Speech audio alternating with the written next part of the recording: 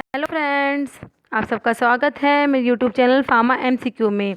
इस चैनल पर हम फार्मासिस्ट एग्ज़ाम्स जो होते हैं इनके लिए डिफरेंट एमसीक्यू सॉल्व करते हैं, वन लाइनर के क्वेश्चन डिस्कस करते हैं, प्रीवियस ईयर के क्वेश्चन पेपर भी डिस्कस करते हैं। तो ये सभी फार्मा एग्ज़ाम्स होते हैं, सभी के लिए काफ़ी इंपॉर्टेंट होते हैं। जितने भी फार्मा एग्ज़ाम्स हैं, स्टेट फार्मासिस्ट एग्ज़ाम है या फिर जीपैट, नाइपर, ड्रग इंस्पेक्टर, सभी के लिए इंपॉर्टेंट होते हैं। तो अगर आप लोग मेरे चैनल पे नए हैं और आपने चैनल सब्सक्राइब नहीं किया है तो प्लीज़ चैनल को सब्सक्राइब कीजिएगा, वीडियो को लाइक करना, शेयर करना, कमेंट करना, बेल आइकन को प्रेस करना, ताकि जो आने वाली वीडियोस होते हैं उनके नोटिफिकेशंस आप लोगों को मिलते रहें। तो ये जो है हमने क्या ये जो एचपीएससी का ये हमने डीसीओ का पेपर जो है स्टार्ट किया हुआ था, ठीक है। तो इसको आगे कंटिन्यू करते हैं। तो इसके जो प्रीवियस वीडियो में मैंने इसके कितने क्वेश्चन डिस्कस किए थे, इसके 10 क्वेश्चंस जो हैं इसके मैंने डिस्कस किए थे, ठीक है। तो आगे इसको स्टार्ट करते हैं। क्वेश्चन नंबर 11 है। तो इसका मैंने एक पार्ट अपलोड कर दिया था, आप लोग वो भी देख लेना, ठीक है।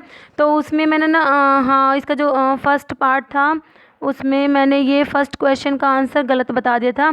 ये एट्राक्यूरियम जो है, जो एट्राक्यूरियम है ना, इसका मैंने क्या बता दिया था, ये हॉफमैन रीअरेंजमेंट बोल दिया था, ऑप्शन बी। लेकिन इसका आंसर ऑप्शन ए होगा, ठीक है। हॉफमैन क्या होगा, एलिमिनेशन होगा, ठीक है, ये होगा इसका। तो ये थोड़ा सा आप ये सही कर लेना, मैंने थोड़ा सा मिस्टेक कर दी थी, इसमें गलत बता दिया था, ठीक है। तो ये थोड़ा सा आप लोग इसको करेक्ट कर लेना। नेक्स्ट है, अब आगे शुरू करते हैं क्वेश्चन नंबर 11 से, ठीक है। तो क्वेश्चन नंबर 11 में क्या है, anti malarial drug containing endoperoxide structure. तो ये कौन सा इसका क्या होगा, एंटी मलेरियल ड्रग जिसमें क्या होता है, एंडोपरोक्साइड स्ट्रक्चर होता है। तो ये ऑप्शंस आपके सामने हैं, क्विनीन है, आर्टिमिसिन है, क्विनेक्रीन, साइक्लोग्वेनिल, ठीक है। तो क्या होगा इसका आंसर, इसका आंसर होगा आर्टिमिसिन। जो आर्टिमिसिन होता है उसके अंदर क्या होता है, एंडोपरोक्साइड स्ट्रक्चर होता है। तो आर्टिमिसिन क्या होता है, ये सस्क्यूटर्पिन लैक्टोन होता है, ठीक है। क्या होता है, सस्क्यूटर्पिन लैक्टोन होता है। और ये जो है एंटी मलेरियल ड्रग में पढ़ते हैं इसको हम, और इसमें एंडोपरोक्साइड स्ट्रक्चर होता है। तो ये भी थोड़ा सा इसके बारे में ध्यान रखना है, किसके बारे में, आर्टिमिसिन के बारे में। नेक्स्ट है, नेक्स्ट क्वेश्चन है, agent that covalently modifies COX by acetylating serine 530 of COX 1 and serine 516 of COX 2 is. तो ऑप्शंस आपके सामने हैं। तो इसका क्या होगा, इसके ऑप्शंस हैं रोफिकोक्सिब, इंडोमिथासिन, एस्पिरिन, डिक्लोफिनेक। तो इसका क्या हो जाएगा, इसका हो जाएगा एस्पिरिन, ठीक है। इसका आंसर हो जाएगा ऑप्शन सी हो जाएगा एस्पिरिन, ठीक है। जो एस्पिरिन होती है यही क्या करती है, कोक्स को इरिवर्सिबली इनिबिट करती है। बाकी के जो और नसेड्स होते हैं वो क्या करते हैं, वो रिवर्सिबल इनिबिट करते हैं कोक्स को, ठीक है। तो जो इसका ऑप्शन, इसका आंसर क्या हो जाएगा, एस्पिरिन हो जाएगा। तो इसमें जो ये दिए हुए हैं ना, रोफिकोक्सिब, ये एंडोमिथासिन, डिक्लोफिनेक, तो ये सब क्या होते हैं, ये एनसेड्स के अंडर ही आते हैं, नसेड्स के अंदर आते हैं। तो ये जो कोक्सिब जो है ना, कोक्सिब जिसके आगे लिखा होगा वो क्या होता है, सेलेक्टिव कोक्स 2 इनिबिटर में आते हैं, सेलेक्टिव कोक्स 2 इनिबिटर में आते हैं, जिसके आगे कोक्सिब होगा। जैसे सैलिकोक्सिब होता है, इटोरिकोक्सिब होता है, और पेरिकोक्सिब है, ये सब और ये रेफिकोक्सिब है, ये सब होते हैं कोक्स 2 इनिबिटर्स होते हैं, ठीक है। और डिक्लोफिनेक जो होता है ये अराइल एसिटिक एसिड डेरिवेटिव में आता है, ठीक है। डिक्लोफिनेक जो है ये किस में आता है, अराइल एसिटिक एसिड। तो जो ये क्लासिफिकेशन जो है एनसेड्स का, ये काफ़ी इंपॉर्टेंट है, कई बार आता है इस पे क्वेश्चन। डिक्लोफिनेक क्या होता है, अराइल एसिटिक एसिड डेरिवेटिव होता है। तो ये भी थोड़ा सा हमें ध्यान रखना है, ठीक है। और जो इसमें इंडोमिथासिन है ये क्या होता है, इंडोल डेरिवेटिव होता है। इंडोमिथासिन क्या होता है, इंडोल डेरिवेटिव होता है। और कई बार ना प्रोपियोनिक एसिड डेरिवेटिव का भी क्वेश्चन आता है। प्रोपियोनिक एसिड डेरिवेटिव्स में कौन कौन से आते हैं, आइब्यूप्रोफन है, नेप्रोक्सन होता है, कीटोप्रोफन होता है, फ्लूरबीप्रोफन होता है। तो ये भी थोड़ा सा ध्यान रखना। नेक्स्ट क्वेश्चन है,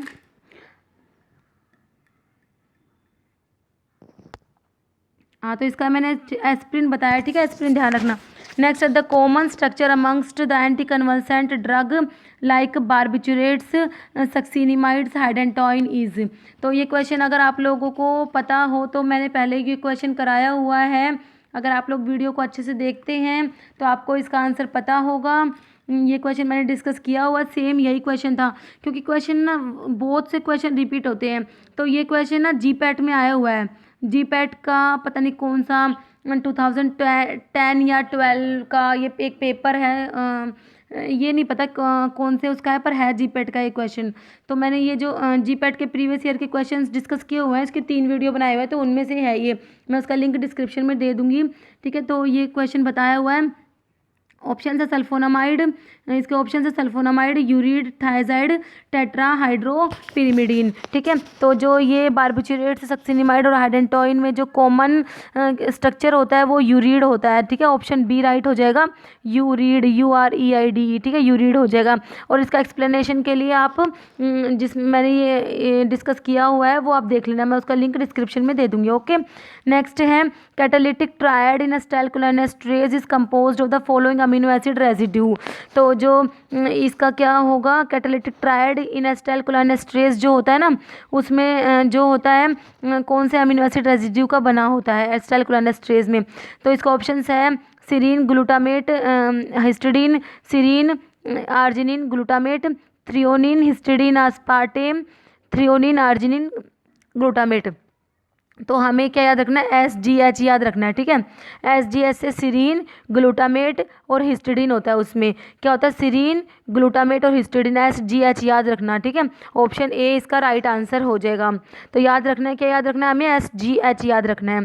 नेक्स्ट 15 नंबर क्वेश्चन है, which of the following reaction is not A phase 1 metabolism reaction. तो मैंने कल भी आप लोगों को बताया था, जो फेज 1 रिएक्शंस होती हैं और फेज 2 रिएक्शंस होती हैं। फेज 1 होती है नॉन सिंथेटिक रिएक्शंस होती हैं, ऑक्सीडेशन आता है, रिडक्शन आता है, हाइड्रोलिसिस आता है, साइक्लाइजेशन आता है, डीसाइक्लाइजेशन आता है। कौन कौन सी आती है, ऑक्सीडेशन, रिडक्शन, हाइड्रोलिसिस, साइक्लाइजेशन, डीसाइक्लाइजेशन, ये आती है फेज 1 में। फेज 2 में कौन कौन सी आती है, कॉन्जुगेशंस रिएक्शंस आती है, इनको सिंथेटिक रिएक्शंस भी बोलते हैं, ठीक है। तो इसमें हमसे क्या पूछा है, नॉट ए फेज 1 में कौन सी नहीं है। तो देखो ऑक्सीडेशन है, रिडक्शन भी है, हमने पढ़ा था होती है ऑक्सीडेशन रिडक्शन, तो बाकी एसिटाइलेशन नहीं होती, ठीक है। तो हाइड्रोलिसिस भी होती है, तो इसका ऑप्शन हो जाएगा एसिटाइलेशन।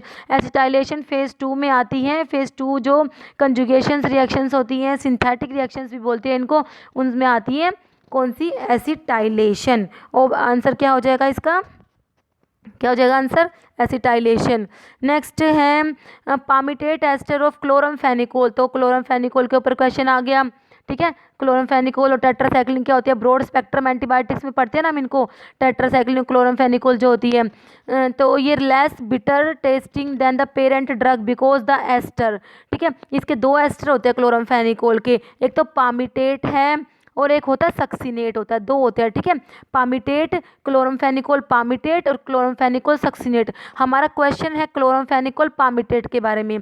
क्या कह रहा है कि जो क्लोरमफेनिकोल पामिटेट होता है less bitter tasting than the parent drug because the ester. तो ऑप्शंस दिए हुए हैं, has lower water solubility, more stable to enzyme than degrade it in the gut, directly get absorbed from the buccal cavity, less irritating in the mouth, ठीक है। तो जो ये chloramphenicol palmitate होता है ना, ये क्या होता है, ये होता है, इसका ऑप्शन ए हो जाएगा, less has lower water solubility, ठीक है। क्या होता है, वाटर सोल्यूबिलिटी कम होती है, लगभग ये क्या होता है, इनसोल्यूबल ही होता है। ये क्या होता है, इनसोल्यूबल टेस्टलेस एस्टर होता है क्लोरमफेनिकोल का। जो पामिटेट क्या होता है, इनसोल्यूबल होता है, टेस्टलेस एस्टर होता है किसका, क्लोरमफेनिकोल का, क्लोरमफेनिकोल पामिटेट, ठीक है। ये क्या होता है, इनएक्टिव होता है सच। जो क्लोरमफेनिकोल पामिटेट होता है ये इनएक्टिव होता है। फिर क्या होता है, इसका हाइड्रोलिसिस होता है इंटेस्टाइन में, पैनक्रिएटिक लाइपेज जो होता है ना, इसको हाइड्रोलाइज कर देगा, ठीक है। उससे जो क्लोरमफेनिकोल फ्री क्लोरमफेनिकोल जो होता है फिर वो अब्जॉर्ब होता है। तो ये सब इसके बारे में थोड़ा सा है। तो इसका क्या हो जाएगा, इसमें देखो ऑप्शंस में directly get absorb from the buccal cavity, ऐसा होता ही नहीं है।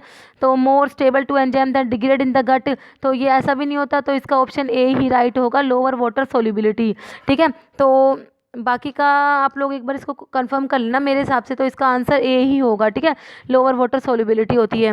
नेक्स्ट है एक क्लोम्फेनिकोल सक्सिनेट भी होता है, ठीक है, वो क्या होता है, वो सोल्यूबल होता है, ठीक है। नेक्स्ट है lycopodium spores are utilized for determining the purity of ginger powder as ginger powder contain lycopodium spores, ginger powder contain equal number of starch grains as that of lycopodium spores, 1 mg of lycopodium spores contain 94,000 spores, lycopodium spores are of uniform size and shape, ठीक है। अब देखो इसके options देखो, ठीक है, तो इसमें ये जो है थर्ड वाला आर जो आर है वो तो बिल्कुल सही है, ठीक है, आर क्या है, राइट है। तो इसमें देखो आर को फॉल्स दिया हुआ है, इसमें भी आर को फॉल्स दिया हुआ है, तो ये दो ऑप्शन तो कट ही गए।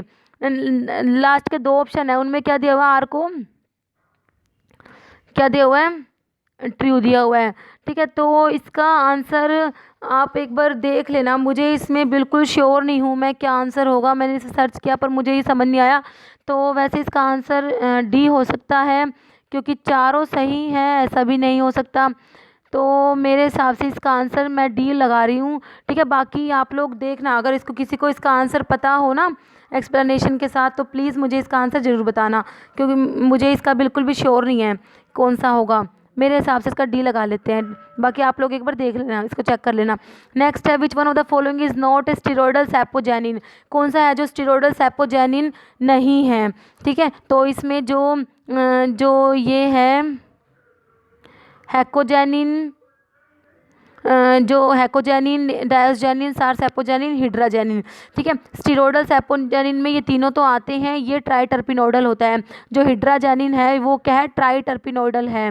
बाकी के हैकोजेनिन है, डायोजेनिन है, डायोजेन डायस्कोरिया में होता है, हैकोजेनिन होता है सफ़ेद मुसैली में होता है, सारसेपोजेनिन, ये सब क्या होते हैं, स्टीरोडल सैपोनिन्स हैं ये, ठीक है, ये तीनों के तीनों। तो इसका आंसर क्या हो जाएगा, ऑप्शन डी जो है इसका राइट आंसर हो जाएगा, ठीक है। तो इस वीडियो में हम इतने ही क्वेश्चन डिस्कस करेंगे, बाकी के क्वेश्चन नेक्स्ट वीडियो में डिस्कस करेंगे। वीडियो अच्छी लगी हो तो इसे लाइक करना, शेयर करना। Okay, thank you. और हाँ, इसमें कोई क्वेश्चन में अगर गलती हो तो प्लीज़ कमेंट करके ज़रूर बताना।